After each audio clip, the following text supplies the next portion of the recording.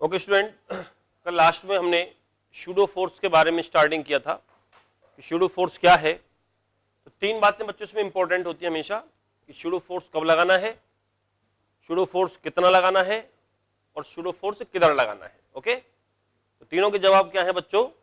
पहला है pseudo force कब लगाना है, तो व्हाट यू विल से कि when we are observing the motion of any block from non inertial reference frame.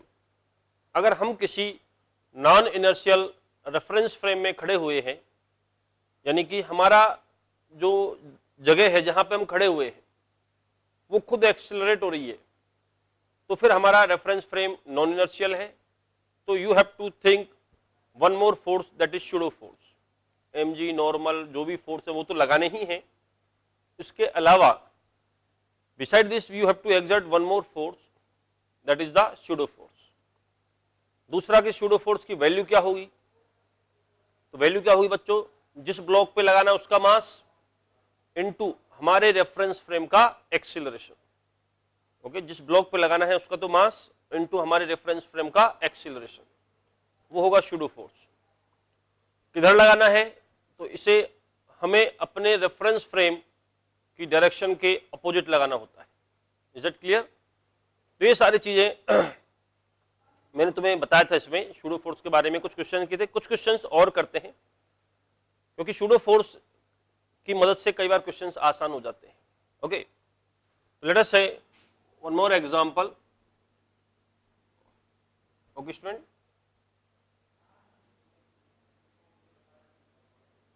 ये एक लिफ्ट है और लिफ्ट के अंदर एक इंक्लाइंड प्लेन रखा हुआ है इसे। Okay, there is inclined plane inside the lift. Let the angle of inclination is theta and length of inclined plane, this one, let it is L. inclined plane का जो length है बच्चों, inclined plane का length होता है ये वाला hypotenuse, और inclined plane का हाइट, हाइट अगर कहा जाए तो हाइट ये होती है, देखो है ना। तो वर्ड को ध्यान से पढ़ना क्वेश्चन में, इंक्लाइन प्लेन की लेंथ गिवन है या हाइट गिवन है। तो हाइट तो अगर देते तो अपन ये वाली लेते, और लेंथ का मतलब होता है हाइपोटेनियस। फिलहाल लेंथ गिवन है। अब एक पार्टिकल यही कह लो, और ये जो लिफ्ट है ये ऊपर की तरफ ए एक्सीलरेशन से मूव कर रही है। लिफ्ट का एक्सीलरेशन ऊपर की तरफ ए है। अब एक पार्टिकल को जीरो वेलोसिटी से t इक्वल टू 0 पे यहां से रिलीज किया top of the incline plane से। A particle is released, release का मतलब समझते हो, इनिशियल वेलोसिटी 0, बस छोड़ दिया अपन ने। ओके, तो रिलीज हर एक वर्ड का अपने आप में इंपॉर्टेंस होता है। A particle is released from top of the incline plane at t equal to 0। t equal to 0 से यहां से इसको रिलीज किया। तो क्वेश्चन मेरा यह है कि after how much time the particle will reach the bottom. Time बताना है, कितने टाइम बाद ये बॉटम पे पहुंच जाएगा। Is it clear? कितने टाइम बाद ये बॉटम पे पहुंचेगा। Is it clear? ये हमें क्वेश्चन करना है कि after how much time it will reach at the bottom of the incline plane. ये बच्चों एक एच.सी. वर्मा का एग्जाम्पल है, काफी अच्छा क्वेश्चन है, ध्यान देना। अब देखो, तुम्हें फील आना चाहिए कि ये ग्राउंड के रिस्पेक्ट में अगर करोगे, अगर कोई पर्सन इस मोशन को ग्राउंड से खड़ा होकर देखता है तो डेफिनेटली ये एक बहुत टफ टाइप की मोशन होगी। कैसे? देखो, मैं इस इंक्लाइन प्लेन को t इक्वल टू 0 पे यहां मान लूं। देखना सब ध्यान से, सोचो कि ग्राउंड के रिस्पेक्ट में टफ क्यों है। कुछ देर बाद ये इंक्लाइन प्लेन, क्योंकि लिफ्ट लगातार ऊपर जाएगी और लिफ्ट के साथ साथ ये इंक्लाइन प्लेन भी ऊपर जाएगा। देख, ध्यान देना सब। लिफ्ट के यानी ग्राउंड के रिलेटिव क्या दिखेगा, जरा वो महसूस करो, वो फील करो। ओके, तो शुरू में तुम्हारा ब्लॉक या जो भी मानते हो उसको, वो यहां पे था, ऐसे मान लो, है ना। पार्टिकल ब्लॉक मान लो, उससे कोई फर्क नहीं पड़ रहा। कुछ देर बाद इंक्लाइन प्लेन यहां आ जाएगा। देखो, ऐसे ये लगातार ऊपर जा रहा है, लिफ्ट के साथ साथ ऊपर जा रहा है ना। सोचो, ये इंक्लाइन प्लेन लिफ्ट के साथ साथ धीरे धीरे धीरे धीरे ऊपर जा रहा है। इंक्लाइन प्लेन तो धीरे धीरे ऊपर जाएगा, ग्राउंड क्लेटिव देखना, और ब्लॉक है वो यहां जाएगा, देखो थोड़ा सा मान लो, ठीक है। उसके बाद इंक्लाइन प्लेन और ऊपर गया, ब्लॉक यहां आ गया, इंक्लाइन प्लेन और ऊपर जाएगा, ब्लॉक यहां आ गया ऐसे। देखो तो ब्लॉक की मोशन बड़ा अजीब टाइप की मोशन है। देखो ये ब्लॉक, ठीक है, ऐसे चल रहा है, देखो ग्राउंड से जो देखेगा, यानी ग्राउंड के relative it is not a straight line, ground के रिलेटिव स्ट्रेट लाइन नहीं है ये ऐसे कर्व पे चलेगा यूं, क्योंकि ब्लॉक तो इंक्लाइन प्लेन पे फिसल रहा है, लेकिन बच्चों इंक्लाइन प्लेन खुद ऊपर जा रहा है, तो ये थोड़ा सा इधर खिसकेगा तब तक, यानी इसका इधर डिस्प्लेसमेंट होगा और साथ के साथ इसका डिस्प्लेसमेंट ऊपर भी होगा। तो definitely it is relatively tougher side to see the motion of the block from the ground frame. Ground frame से तुम्हें ये सीधा सीधा सीधा नीचे आता हुआ नजर नहीं आएगा, यू कैन नॉट सी कि ब्लॉक नीचे आ रहा है ऐसे। ब्लॉक सीधे नीचे आता हुआ नजर तब आता, हमें तब दिखाई देता अगर इंक्लाइन प्लेन फिक्स होता, जो क्वेश्चन अपन ने बहुत पहले किया था। इसका एक्सप्रेशन निकाला था, जी साइन थीटा आया था, याद है। फिर उसमें मैंने वेलोसिटी पूछी थी, टाइम पूछा था, सारे 3-4 क्वेश्चन किए थे उसमें, नॉर्मल जब मैंने पढ़ाया था, याद है। यू कैन सी इसका जो मोशन है वो एक अजीब टाइप का मोशन होगा with respect to ground. Ground के रिलेटिव इसका अजीब एक कर्व में चलेगा ये, तो उसको देखना रिलेटिवली टफ है। ये तो मेरा एक्सप्रेशन था कि क्यों इसको हम ग्राउंड के रिलेटिव नहीं देखते हैं। तो अब एक काम करें कि देखो अब हम लिफ्ट में खड़े हो जाते हैं, इस क्वेश्चन को लिफ्ट के रेफरेंस फ्रेम में अपन करते हैं। बच्चों एक चीज ध्यान देना, किसी भी चीज को या किसी भी इवेंट को होने में कितना टाइम लगेगा, टाइम की कैलकुलेशन रेफरेंस फ्रेम पे डिपेंड नहीं करती। It is very important. मैंने जो स्टेटमेंट बोला वो ध्यान से समझना। जैसे सोचो मैंने एक पत्थर यहां से रिलीज किया और वो पत्थर कितने देर बाद ग्राउंड पे जाके टकराएगा, इस इवेंट को होने में लगा टाइम। अब इस इवेंट को 3-4 पर्सन देख रहे, मान लो कि एक आदमी ने यहां से पत्थर रिलीज किया, वो कितनी देर बाद ग्राउंड पे हिट करेगा। इस इवेंट को एक आदमी ट्रेन में से देख रहा है, इस इवेंट को एक आदमी एरोप्लेन में से देख रहा है, इस इवेंट को एक ग्राउंड पे खड़ा होकर देख रहा है। और जैसे ही पत्थर रिलीज किया, सोचो जैसे ही पत्थर रिलीज किया, सबने अपनी स्टॉप वॉच स्टार्ट कर दी कि देखो कितने देर बाद पत्थर गिरेगा। जैसे ही पत्थर स्टोन हिट द ग्राउंड, जैसे पत्थर ग्राउंड को हिट करता है तो सबके स्टॉप वॉच में जो टाइमिंग लगेगा वो सेम आएगा कि अलग लगाएगा? तो सेम ही आएगा वो। तो आर यू गेटिंग मी?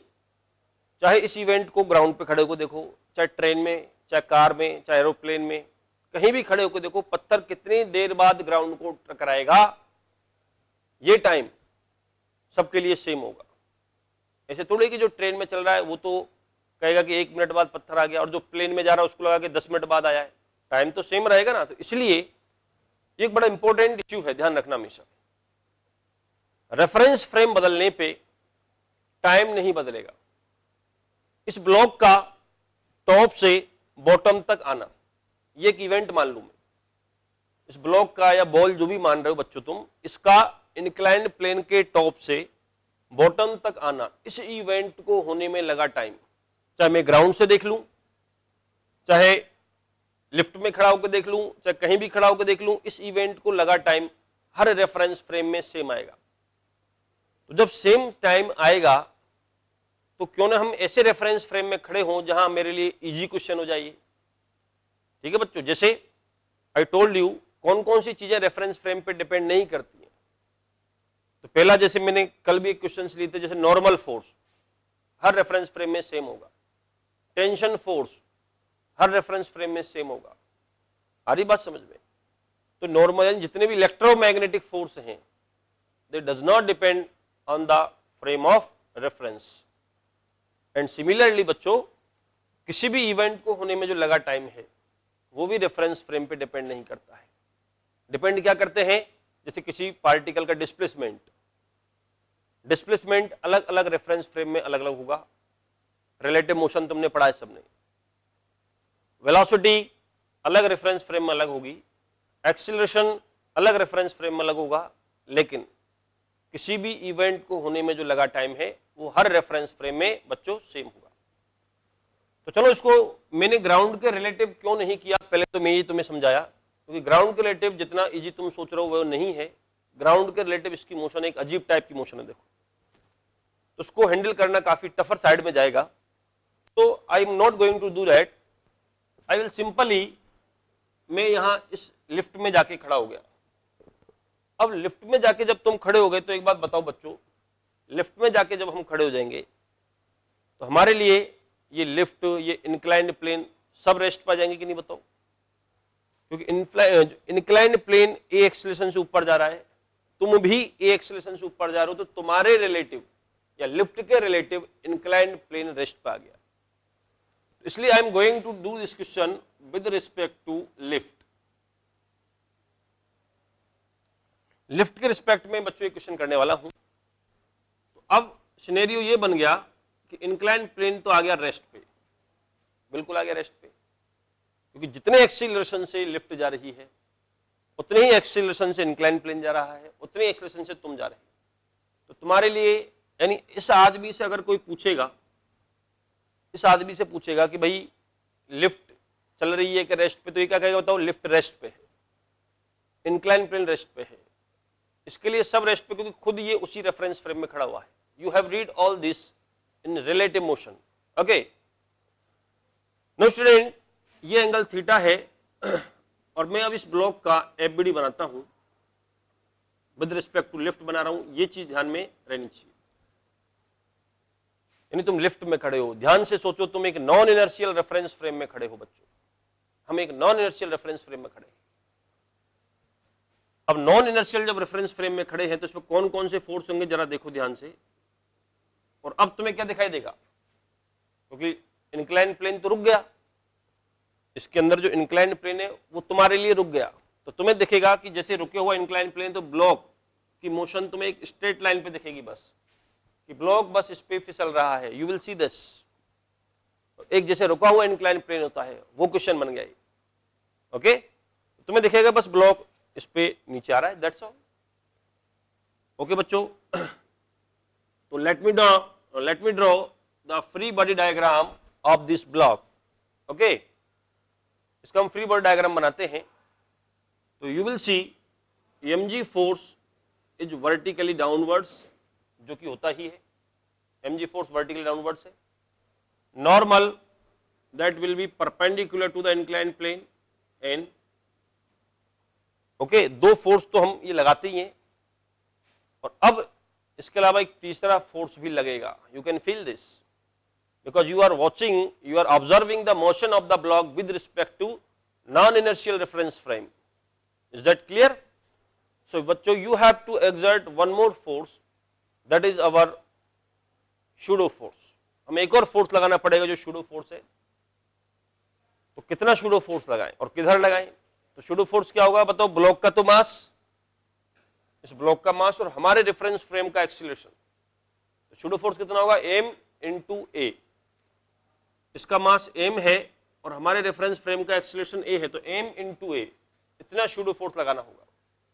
किधर लगाना पड़ेगा? तो opposite to the acceleration, acceleration ऊपर है तो नीचे की तरफ मुझे एक pseudo force लगाना पड़ेगा, that is m into a। और अब मोशन को देखना बड़ा आसान है, एक तरह से इधर तो लग गया नॉर्मल n और नीचे mg और नीचे m, इनको एक ही बना देता हूं मैं, क्योंकि mg भी डाउनवर्ड्स है, pseudo फोर्स भी डाउनवर्ड्स है, तो नेट कह दूं इन दोनों की जगह, आसानी से कह पाऊंगा मैं, that will B m into g plus, ये दोनों को ऐड हो जाएंगे ना बच्चों। तो जैसे mg होता था, उस mg की जगह पे क्या गया? m into g प्लस है। अब मैं इसके कंपोनेंट करूं mg के, जो कि हम करते ही हैं। इधर जो कंपोनेंट होगा वो तुम्हें खूब कई बार किया अपन ने, cos थीटा वाला आएगा, और इधर बच्चों जो कंपोनेंट आएगा वो आएगा साइन थीटा वाला।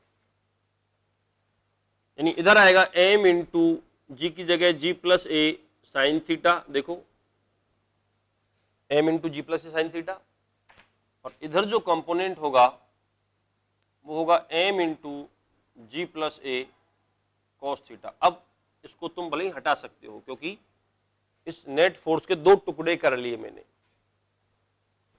तो यू कैन सी नॉर्मल जो होगा वो क्लियर कट काय के इक्वल होगा, normal will be equal to m into g plus a cos theta, क्योंकि ब्लॉक इस डायरेक्शन में मूव नहीं कर रहा। अब ये नॉर्मल चाहे तुम विद रिस्पेक्ट टू ग्राउंड के लो, चाहे ये normal with respect to lift के लो, क्योंकि नॉर्मल रेफरेंस फ्रेम पे डिपेंड नहीं करेगा। Okay, normal will not depend on the reference frame. इसलिए यहां ये पूछा जाएगा केवल कि फाइंड द नॉर्मल, तो नॉर्मल तो m into g plus a cos theta है। और अब इस फोर्स की वजह से ये इधर की तरफ स्लिप होगा। तो जैसे इधर फोर्स जब mg साइन थीटा होता था, सोचो जब इधर mg साइन थीटा होता तो एक्सीलरेशन आता था g साइन थीटा। तो अब मैं इस साइड इसका एक्सीलरेशन निकाल लूं कि इस साइड कितने एक्सीलरेशन से जा रहा है ये। तो तुम्हें पता है फोर्स है m into g plus a sine theta, ये फोर्स है, और equal to mass into a dash. इधर एक्सीलरेशन ए डैश मान लिया इसका मैंने, along the incline plane. Along the incline plane कितने से एक्सीलरेशन से ये फिसल रहा है, इंक्लाइन प्लेन के अलोंग कितने एक्सीलरेशन से फिसल रहा है वो मैं कैलकुलेट कर लेता हूं। तो बच्चों you will have m will be cancelled out, तो ए डैश जो हमारा g साइन थीटा आता था अब कितना हो गया, that is g plus a sine theta.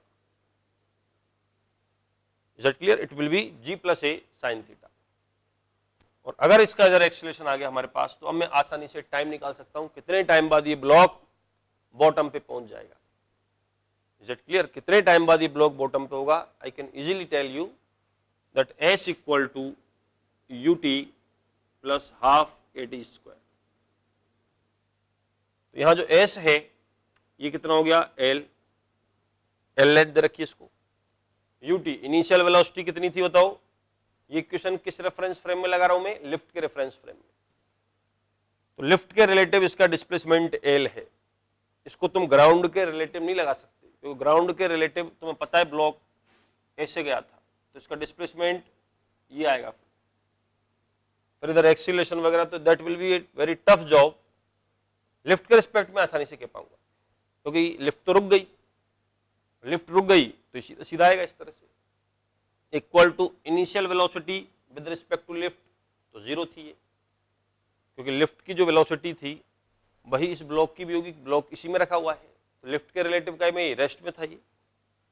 तो this is zero plus half into, ये पूरी इक्वेशन लिफ्ट के रिलेटिव लगा रहा हूं मैं, acceleration with respect to lift. तो एक्सीलरेशन तुमने निकाला इसका कि लिफ्ट के रिलेटिव ये कितने से फिसल रहा है, तो इसका आगे एक्सीलरेशन g प्लस ए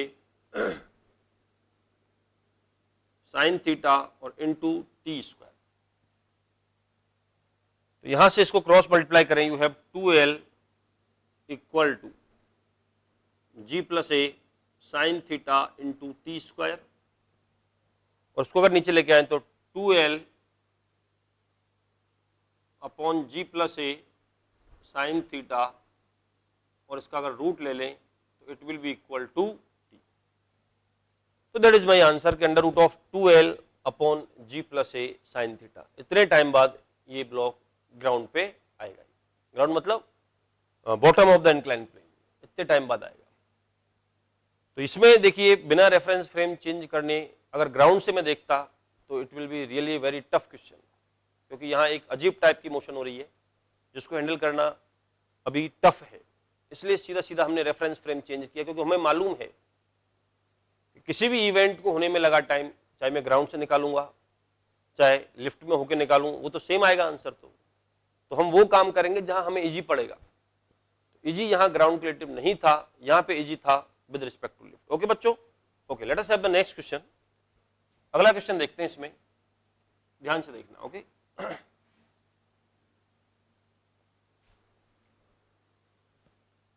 अगला क्वेश्चन करें शूडो फोर्स का।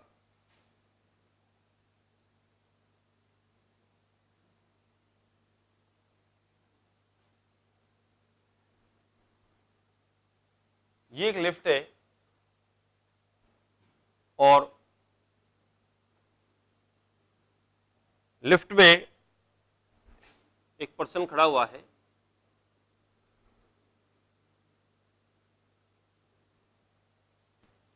और देखा है कि लिफ्ट ऊपर मूव कर रहा है ए एक्सीलरेशन से,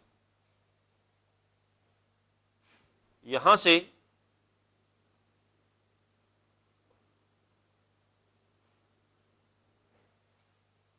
और दे रखा है एच हाइट। तो एक आदमी ऐसे हाथ से एक कॉइन ड्रॉप करता है, a person drops a coin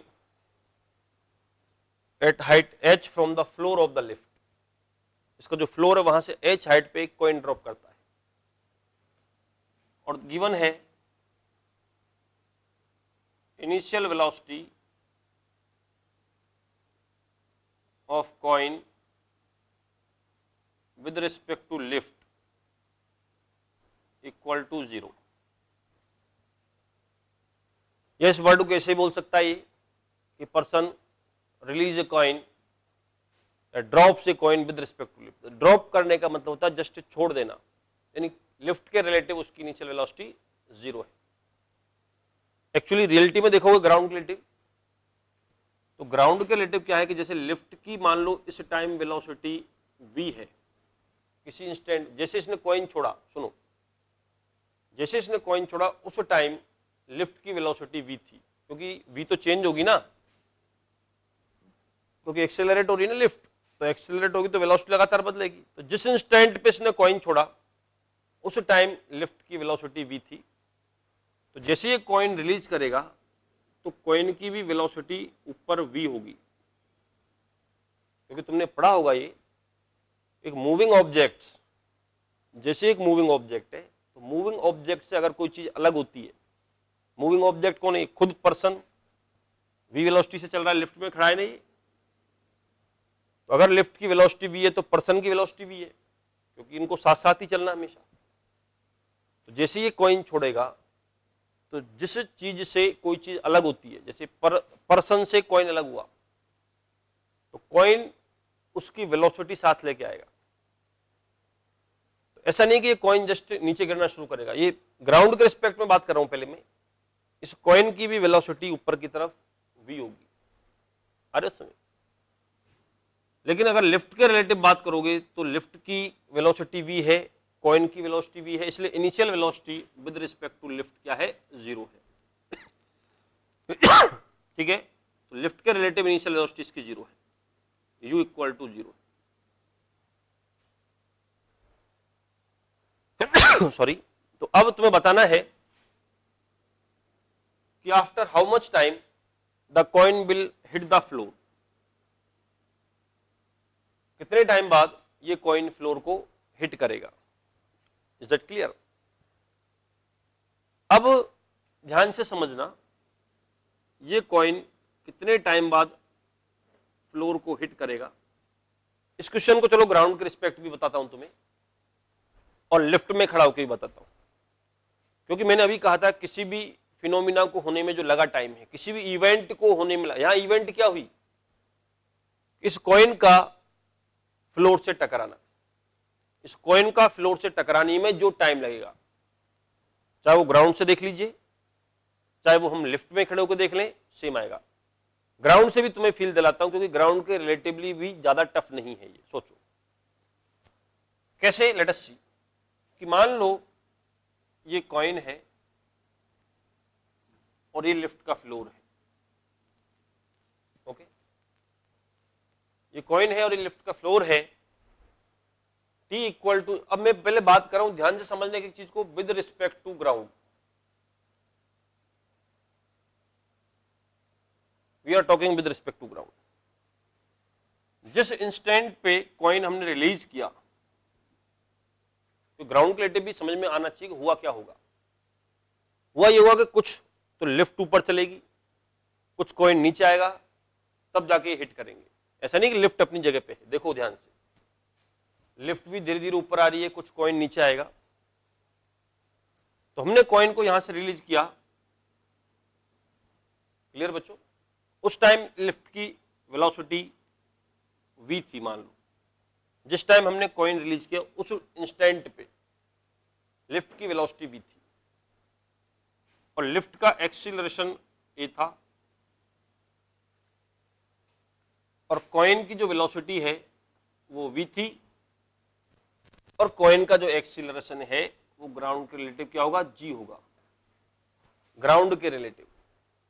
सोचो इस बात को, कोई g प्लस या g माइनस मत कर देना, क्योंकि जब ये कॉइन छूट जाएगा बच्चों, ध्यान से सोचो, जब ये इसके हाथ से छूट जाएगा उस टाइम इस पे केवल एक फोर्स लग रहा है, मैं ग्राउंड के रिलेटिव बात कर रहा हूं, और वो केवल फोर्स है mg। देखो इस एक्सीलरेशन पे बात चल रही है। कई बार इतना अपने को पढ़ने के बाद क्वेश्चन गलत हो जाता है कि इतना सा क्वेश्चन पूछ लेते जरा सा कि person release the coin inside the lift, a person release a coin inside the lift and lift is moving upwards with the acceleration a, then what is the acceleration of coin with respect to ground? पता है what is the acceleration of coin with respect to ground? अब कोई answer g plus a करके आ जाएगा, कोई g minus a करके आ जाएगा। अरे ग्राउंड के रिस्पेक्ट में पूछा है, या कई बार तो ये पूछते कि what is the acceleration of the coin. बस जब तक रेफरेंस फ्रेम डिफाइन नहीं है बच्चों, जब तक रेफरेंस फ्रेम डिफाइन नहीं है, हमें ग्राउंड के रिलेटिव बताना होता है। अगर पूछ ले what is the acceleration of coin just after he release the coin, coin को छोड़ने के बाद कॉइन का एक्सीलरेशन बताओ, किस रेफरेंस फ्रेम में बताएं, कुछ नहीं कह रखा तो ग्राउंड के रिस्पेक्ट में बता रहे हैं, तो वो जी होगा, that will not G plus A not G minus A. क्यों? तो ग्राउंड के रिस्पेक्ट में देखोगे तो ये इस पे फोर्स लग रहा है mg, और ग्राउंड के रिस्पेक्ट में सूडो फोर्स नहीं लगाना।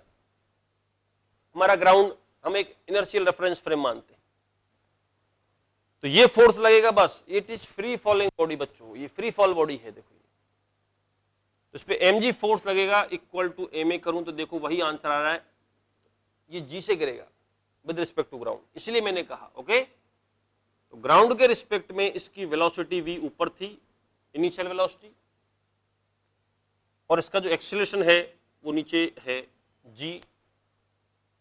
अब क्या होगा, ये हाइट तुम्हें गिवन है, ये हाइट है h1 या सॉरी h है ये हाइट,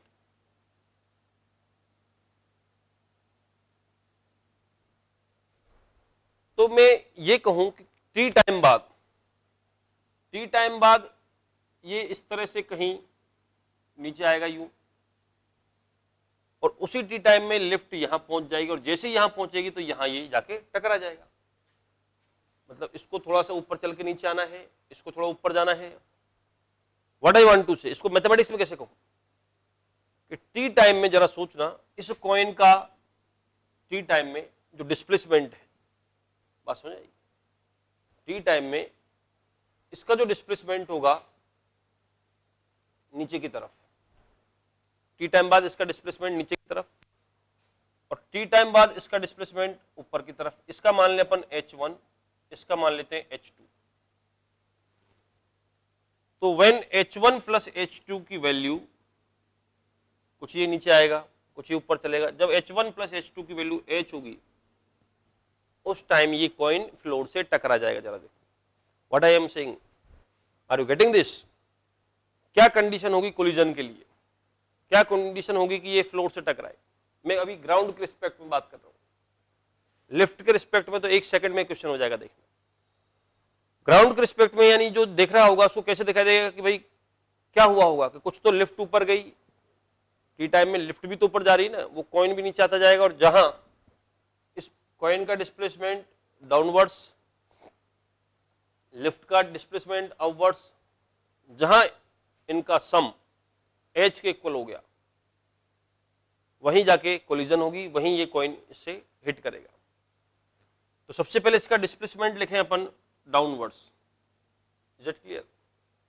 इसका डिस्प्लेसमेंट क्या होगा, डाउनवर्ड्स लिखें अपन, तो इट विल बी, जैसे डाउनवर्ड्स एक्सीलरेशन लिखना है अपने को, ये डिस्टेंस लिखनी है एक तरह से, ये डिस्टेंस कितनी है, तो नीचे एक्सीलरेशन इसका g है, ऊपर इसकी वेलोसिटी v है, और हमें इसका नीचे की तरफ कितना डिस्टेंस चलाइए या डिस्प्लेसमेंट के लो नीचे की तरफ, तो उसको अपन लिखें दैट विल बी, अब नीचे अगर मैं प्लस मान लेता हूं, क्योंकि ये मेरे को डिस्टेंस लिखनी है एक तरह से नीचे की तरफ, नीचे प्लस मान लें तो this will B minus we T, क्योंकि वेलोसिटी ऊपर है, minus we T plus half G T square. ये एक तरह से इसका नीचे की तरफ का डिस्प्लेसमेंट आ गया। Is it clear? और इसका ऊपर की तरफ लिखे अपन, ये इधर गया, H2 लिख रहा हूं मैं, H1 तो मैंने लिख दिया यहां तक, ut plus half A T square लगा के, और इसका लिखोगे तो you will have plus we T, क्योंकि इसको ऊपर लिखना है अपने को, प्लस वी टी, ओके, और इसका एक्सीलरेशन भी ऊपर है बच्चों, ये ए से जा रहा है ऊपर, लेफ्ट ऊपर ए से जा रही है, तो plus half A T square. ये मैंने यहां से यहां तक H2 लिखा है, और जब ये वैल्यू H के इक्वल हो जाएगी तभी कॉइन फ्लोर पे टकराएगा। देखो काफी सोचना पड़ रहा है ग्राउंड के रिस्पेक्ट में। You will C minus we T और प्लस वी टी तो कैंसिल हो गया, तो वी तो पिक्चर से गायब भी हो गया। अब इसमें से कॉमन आ रहा है हमारा हाफ टी स्क्वायर कॉमन आ गया बच्चों, और रह जाएगा G plus A equal to H. अगर 2 को मल्टीप्लाई करूं cross multiply, you have 2h, ध्यान से देखना, 2h equal to G plus A into T square, ठीक है, 2h equal to G plus A into T square, उसको नीचे लेके आएंगे तो 2h divided by G plus A, और इसका रूट ले लें तो it will be equal to T. इतने टाइम बाद ये जो कॉइन है ये लिफ्ट की फ्लोर से टकरा जाएगा। तो this was the solution from with respect to ground reference frame, and you can feel this is slightly at a tougher level.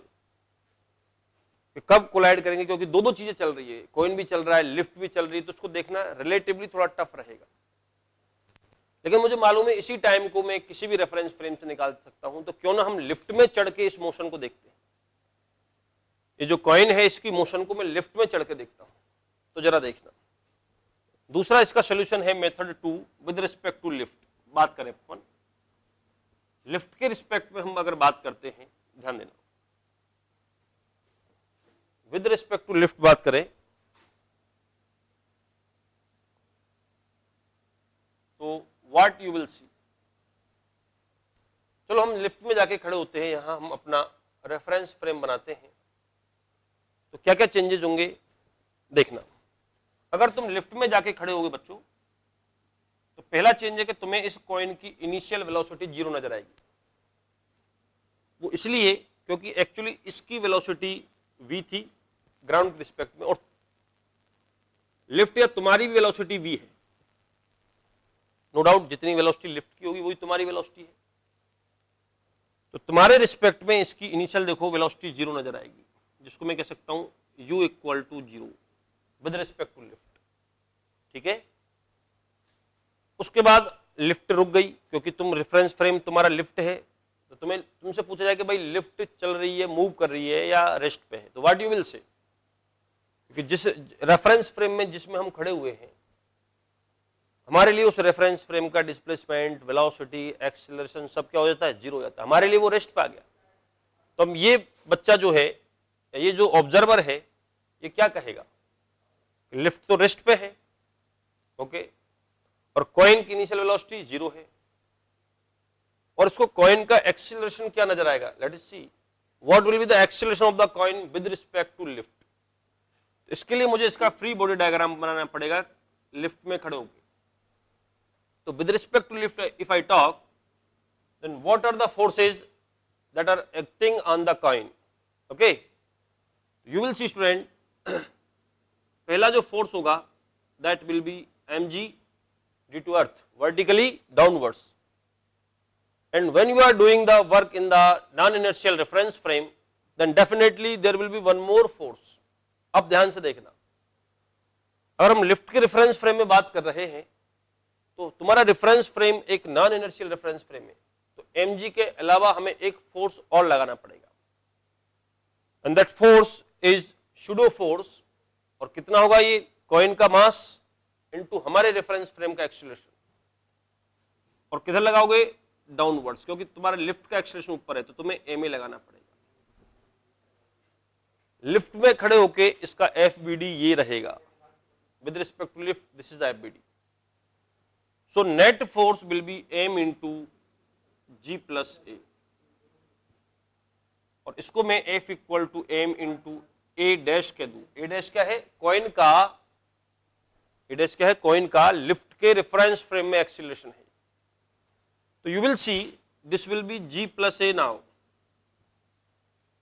With respect to lift, इसका जो एक्सीलरेशन होगा वो होगा G plus A। अब इसके बाद क्वेश्चन में कुछ नहीं है कि इसकी इनिशियल वेलोसिटी तो जीरो है और लिफ्ट रुक गई, इसकी इनिशियल वेलोसिटी जीरो, लिफ्ट रुकी हुई है, तो अब सीधा सा क्वेश्चन है कि इसको गिरना है बस, लिफ्ट तो अपनी जगह पे हो गई। According to this man what happened, what he will say, ये क्या कहेगा कि लिफ्ट तो रेस्ट पे है और कॉइन को गिरना है बस। तो लगाओ equation S equal to, s तो कितना हो गया H equal to ut, ut हो गया जीरो, लिफ्ट के रिस्पेक्ट में इनिशियल वेलोसिटी जीरो है, plus half acceleration G plus A into T square. You can see एक लाइन का क्वेश्चन होगा ये। तो इसलिए कई बार मैंने कहा कि रेफरेंस फ्रेम चेंज करना is a better option rather than doing the work with respect to ground. So now you have that 2h divided by G plus A equal to T square. So what I have, T equal to root of 2h upon G plus A. You have the same answer.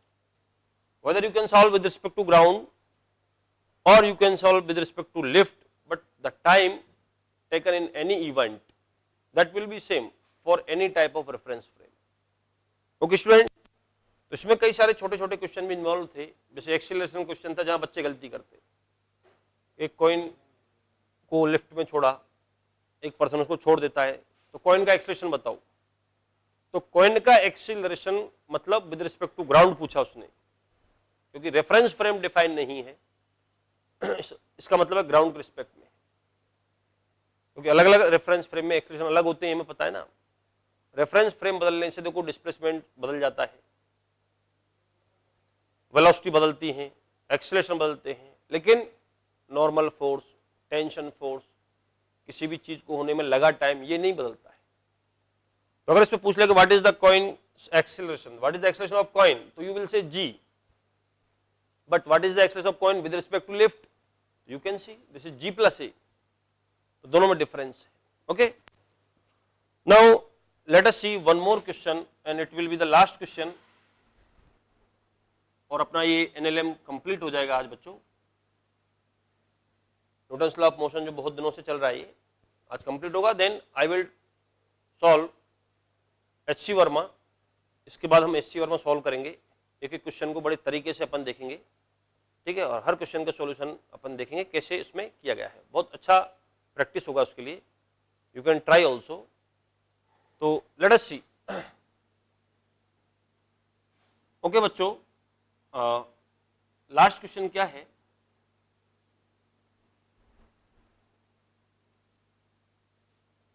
एक lift है और lift के अंदर एक पुली है, okay, पुली से एक string जा रही है इस तरह से, सॉरी, पुली से ये एक स्ट्रिंग है,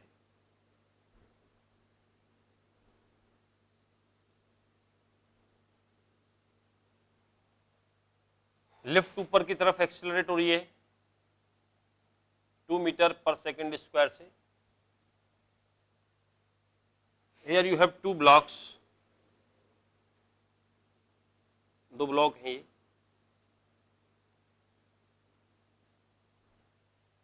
इसका मास 5 kg,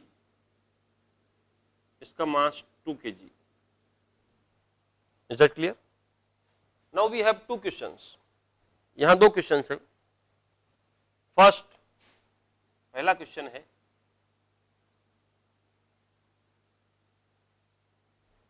find the acceleration of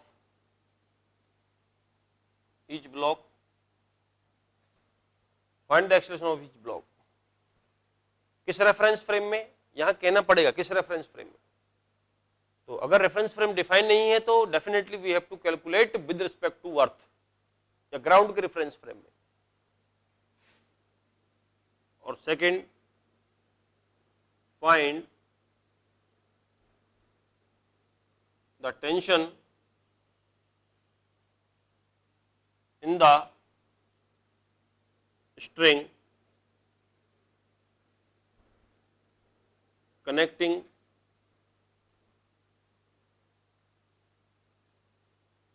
both the blocks। तो दोनों ब्लॉक को कनेक्ट करने वाली स्ट्रिंग में टेंशन भी बतानी है, ये सिनेरियो। अब सबसे पहले मैं इसको विद रिस्पेक्ट टू ग्राउंड ही सॉल्व करता हूं। चलो ग्राउंड के लिए सॉल्व करें। पहला क्वेश्चन है find the acceleration of each block. हर एक ब्लॉक का, दो ब्लॉक है तुम्हें दिख रहे हैं, एक 5 kg का ब्लॉक, एक 2 kg का ब्लॉक है। इनका एक्सीलरेशन फाइंड आउट करना है विद रिस्पेक्ट टू ग्राउंड। अगर कुछ नहीं कहा जाए, रेफरेंस फ्रेम डिफाइन नहीं है, तो ग्राउंड के लिए भी करना है, क्योंकि अलग अलग रेफरेंस फ्रेम में एक्सीलरेशन अलग अलग आएंगे।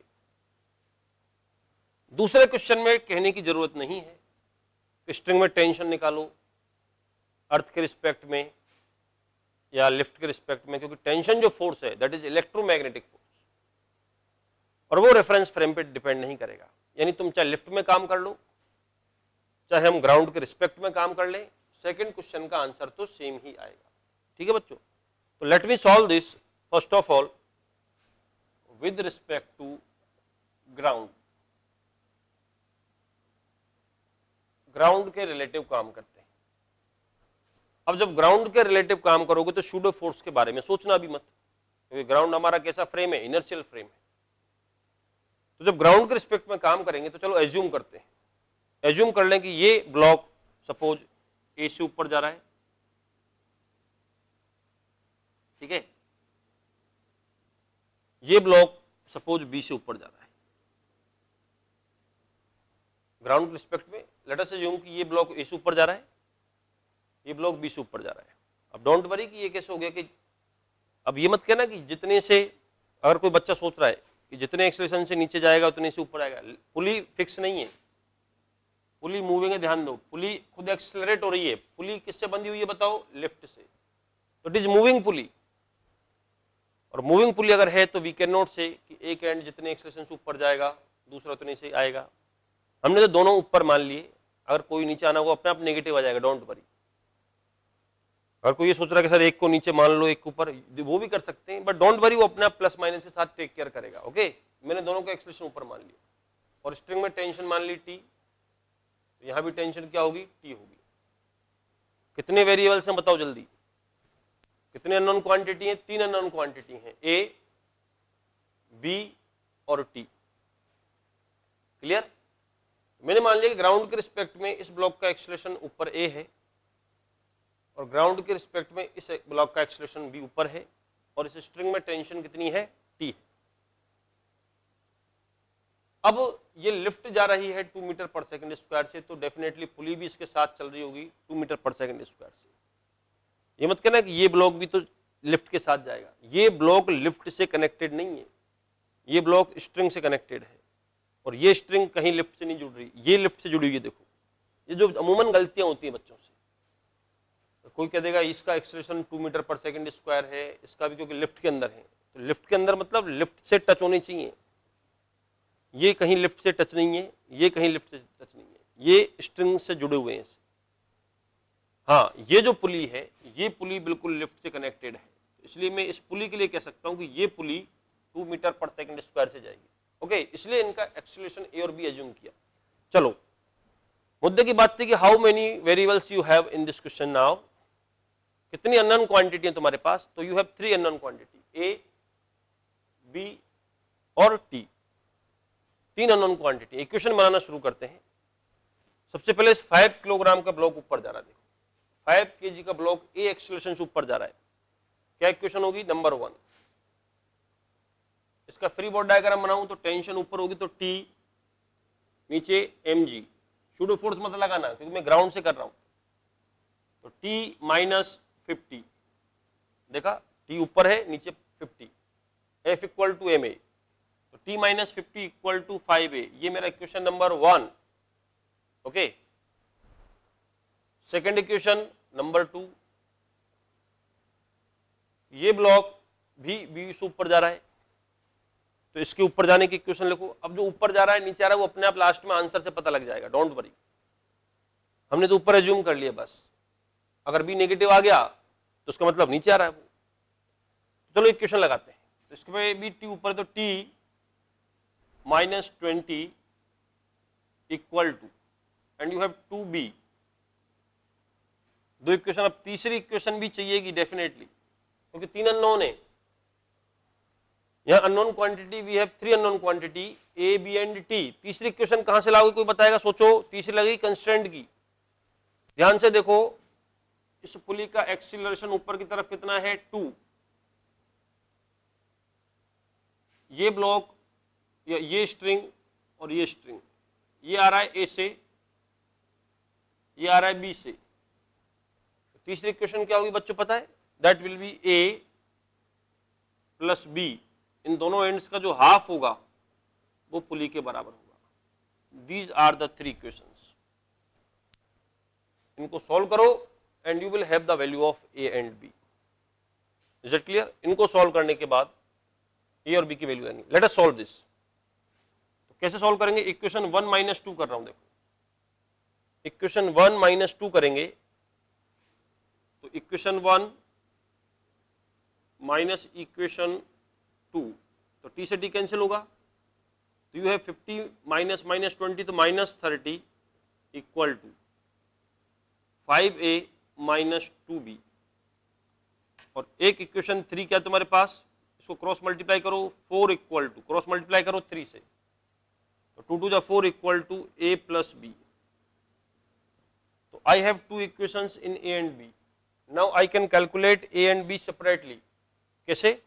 इसको और 2 से मल्टीप्लाई कर लो, तो ये तो जाएगा 8 equal to 2a plus 2b, और इनको ऐड कर दूं तो ये कैंसिल हो गए देखो, और जैसे कैंसिल होंगे यू हैव माइनस कितना हो गया बताओ? ये 22 इक्वल टू 7a, ऐड करते ही माइनस 22 इक्वल टू 7a, तो a कितना आ गया बोलो? a equal to minus 22 upon 7, माइनस आया, समझे? मतलब ये ब्लॉक नीचे की तरफ आ रहा है रियलिटी में। कितने एक्सलेशन से? 22 अपॉन 7 से। और ए की वैल्यू अपन कहीं भी पुट कर दें, ए की वैल्यू अगर जैसे अपन यहां पुट करते हैं तो you will get the B, और ए और बी आ जाएंगे तो टेंशन भी आ जाएगी। That you can do. अब इसी क्वेश्चन को मान लो, ध्यान देना, इसी क्वेश्चन को हम विद रिस्पेक्ट टू लिफ्ट करते हैं, ध्यान दें, इसी क्वेश्चन को अगर हम विद रिस्पेक्ट टू लिफ्ट करें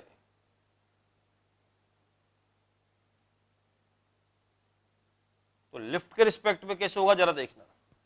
लिफ्ट के रिस्पेक्ट में होने का मतलब है लिफ्ट रुक गई है। लिफ्ट के रिस्पेक्ट का मतलब है लिफ्ट रुक चुकी है। ये है 5 kg का ब्लॉक और ये है 2 kg का ब्लॉक, और तुम्हारा रेफरेंस फ्रेम ये लिफ्ट है, तुम यहीं पे खड़े हुए। तो लिफ्ट के रिस्पेक्ट में होने का मतलब लिफ्ट रेस्ट पे, और लिफ्ट रेस्ट पे है तो लकीली क्या हुआ, ये पुली भी रेस्ट पे आ गई। मैं बात कर रहा हूं विद रिस्पेक्ट टू। तो लिफ्ट के रिलेटिव अगर ये नीचे ए से जा रहा है तो अब इसको ए से ऊपर जाना पड़ेगा लिफ्ट के रिलेटिव, क्योंकि पुली रुक चुकी है। Is it clear? तो अब ध्यान से देखना, इसका जब एफबीडी बनाओगे तो ये तुम कह सकते हो कि पुली रेस्ट पे आ गई है, और पुली अगर रेस्ट पे आ गई तो जितने एक्सीलरेशन से नीचे जाएगा ए से, उसी एक्सीलरेशन ए से ऊपर जाएगा। तो अब मैं अपना वो तरीका निकाल सकता हूं कि supporting force minus opposing force divided by total mass. अब सपोर्टिंग फोर्स में थोड़ा गलती कर सकते हो क्योंकि सूडो फोर्स लगेंगे। अब इस पे नीचे जो फोर्स लग रहा है mg, नो डाउट वो 50 न्यूटन है, 50 न्यूटन है। इस पे सूडो फोर्स भी लगेगा, सूडो फोर्स कैसे लगाओगे बताओ, इसका तो मास और हमारे रेफरेंस फ्रेम का एक्सीलरेशन, तुम्हारे रेफरेंस फ्रेम कितने से जा रहा था बताओ, 2 मीटर पर सेकंड स्क्वायर से, तो इसका मास कितना है 5 इंटू हमारे रेफरेंस फ्रेम का एक्सीलरेशन 2, तो 10 न्यूटन और लगेगा, किधर, डाउनवर्ड्स। और इस पे mg कितना नीचे 20, और सूडो फोर्स इस पे भी लगेगा। जिस भी ब्लॉक को देखोगे तुम कहां से देख रहे हो बताओ, नॉन इनर्शियल रेफरेंस फ्रेम से, तो इस पे भी सूडो फोर्स नीचे होगा कितना, इसका मास इनटू एक्सीलरेशन, तो ये 4 हो जाएगा। तो इस बार सपोर्टिंग फोर्स क्या है, 50 नहीं है, सपोर्टिंग फोर्स 60 हो गया, तो इट इज 60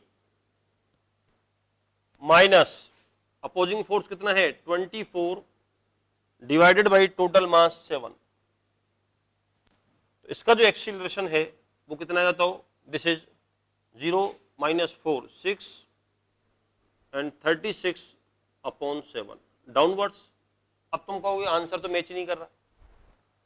अरे भाई आंसर क्या है, ये तो लिफ्ट के रिलेटिव आया है। अभी देखो इस ब्लॉक का एक्सीलरेशन लिफ्ट के रिलेटिव आया और लिफ्ट खुद जा रही है ऊपर। अब ग्राउंड रिलेटिव कैसे निकालोगे, क्योंकि आंसर तो ये ग्राउंड रिलेटिव था ना और ये लिफ्ट के रिलेटिव है, तो सेम तो नहीं होंगे। इसमें चिंता नहीं करना कि ये क्या आ गया, ये तो अलग है ये अलग है।